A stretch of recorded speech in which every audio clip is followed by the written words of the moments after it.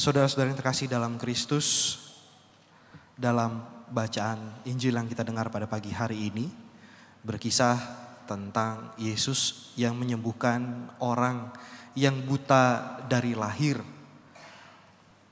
Dalam sudut pandang bangsa Yahudi, orang ketika lahir dalam keadaan cacat, mereka dianggap orang berdosa atau lahir dengan dosa. Maka orang buta ini mendapat cap itu sebagai orang berdosa. Sehingga ada dialog di awal Injil tadi, ketika orang ini lahir buta, apakah orang tuanya telah melakukan dosa ataukah dianya sendiri telah melakukan dosa sehingga dia lahir buta. Tetapi Yesus mengatakan bahwasanya orang ini tidak berdosa, orang tuanya juga tidak melakukan dosa. Tetapi orang ini lahir untuk memuliakan nama Allah. Maka ketika orang ini lahir cacat dalam buta, sebenarnya orang ini tidak berdosa, tetapi orang ini lewat kebutaannya dipakai untuk menjadi alat memuliakan Allah, supaya orang banyak bisa percaya kepadanya.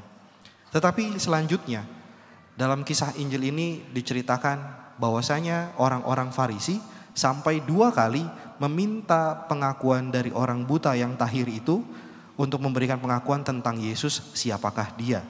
Berkali-kali orang buta itu mengatakan bahwasanya saya lahir buta dan oleh karena Yesus ini saya dapat melihat. Orang buta ini mengakui kelemahan dirinya, mengakui ketahirannya yang dilakukan oleh Yesus. Dia tidak takut dicap untuk dikucilkan karena mengakui Yesus adalah seorang nabi atau Mesias. Karena pada saat itu barang siapa mengakui Yesus sebagai seorang Mesias, dia akan dikucilkan dari kelompok orang-orang Yahudi. Maka orang buta ini yang mengalami kegelapan sejak masa lahirnya dan dapat melihat terang, mengakui Yesus yang telah menyembuhkannya. Tetapi kesaksiannya itu masih tetap saja diragukan oleh orang-orang Farisi.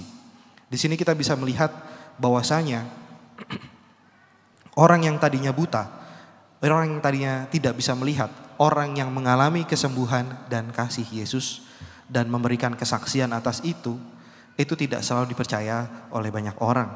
Tetapi orang yang melihat sendiri bahwasanya Yesus berkuasa, Yesus memiliki daya, Yesus mampu menyembuhkan, Yesus mampu mengembalikan penglihatan dan memberikan terang, tetapi masih ada orang yang tidak percaya kepadanya.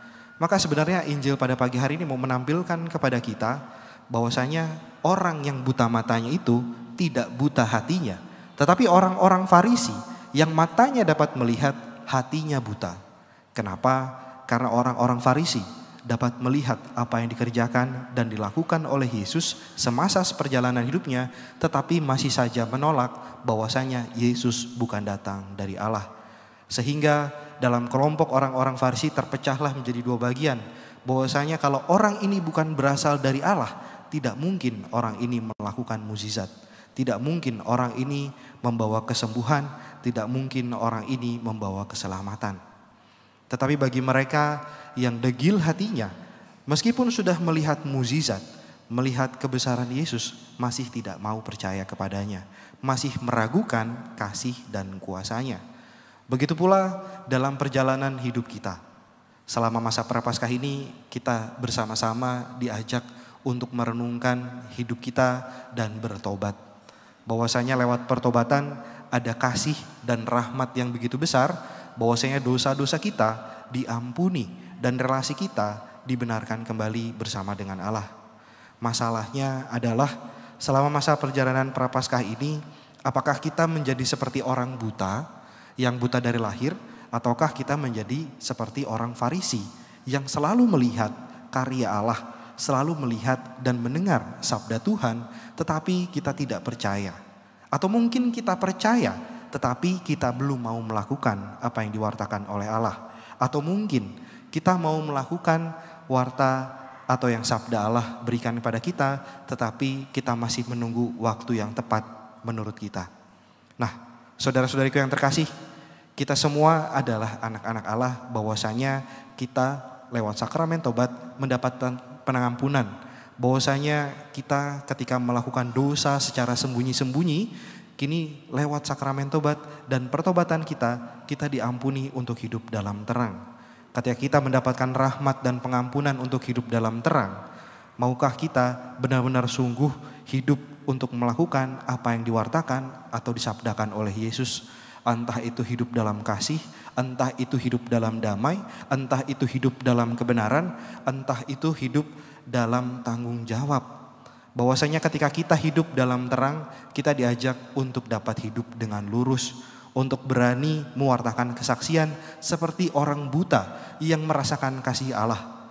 Nah, ketika kita merasakan kasih Allah, ketika kita benar-benar melihat daya Allah yang bekerja dalam hidup kita, beranikah kita sebagai pengikut Kristus untuk memberikan kesaksian atas apa yang kita terima, memberikan warta kebenaran atas apa yang kita rasakan tentang kasih Tuhan dalam perjalanan hidup kita. Karena Tuhan tidak pernah meninggalkan kita, maka siogyanya ketika kita mendapatkan rahmat yang begitu besar, beranikah kita untuk memberikan kesaksian seperti orang buta tadi.